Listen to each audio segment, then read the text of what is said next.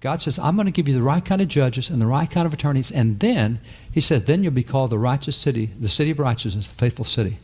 Now, God ties the righteousness of an area to the type of judges it has in the area. You look at every righteousness battle we fight in America today, it came out of the courts a long time before it ever came out of the legislatures. You can take Roe v. Wade, or you can take gay marriage, you can take transgender, you can take what you want.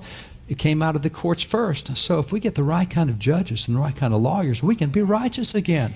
So the first thing I'm going to ask with president or dog catcher is, what kind of judges am I going to get for you? Will they be judges that will uphold life, that will uphold religious liberty, that will uphold the rights of marriage and the rights of conscience? Are you going to protect bakers and you're going to protect florists? Or are you going to say, no, you guys have to bow your religion to the knee of Baal? What's it going to be? So that's the first question I ask, because that's what God says. Righteousness of the land is determined by the judge's land. Number two question I'm going to ask beyond that of judges is going to be what happened in Genesis 12:3, where God says to Abram, Abram, I'm going to make a nation out of you. And when I make a nation out of you, whoever blessed them, going to be blessed. Whoever cursed them, going to be cursed.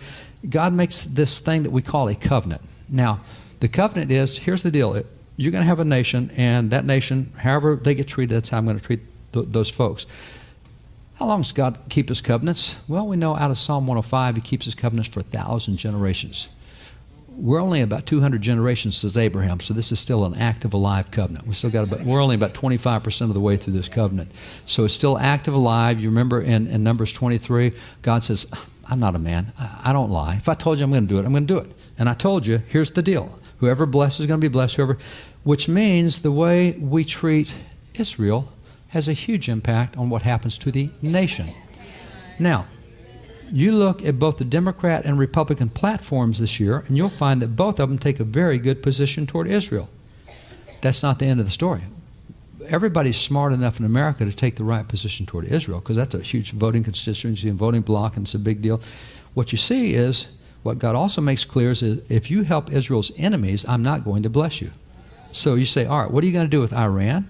What are you going to do with the Palestinians who are trying to wipe out Israel? What are you going to do with all these other nations? Say, it's not whether, I'm for Israel. Then why are you helping their enemies? You know, it's simple stuff.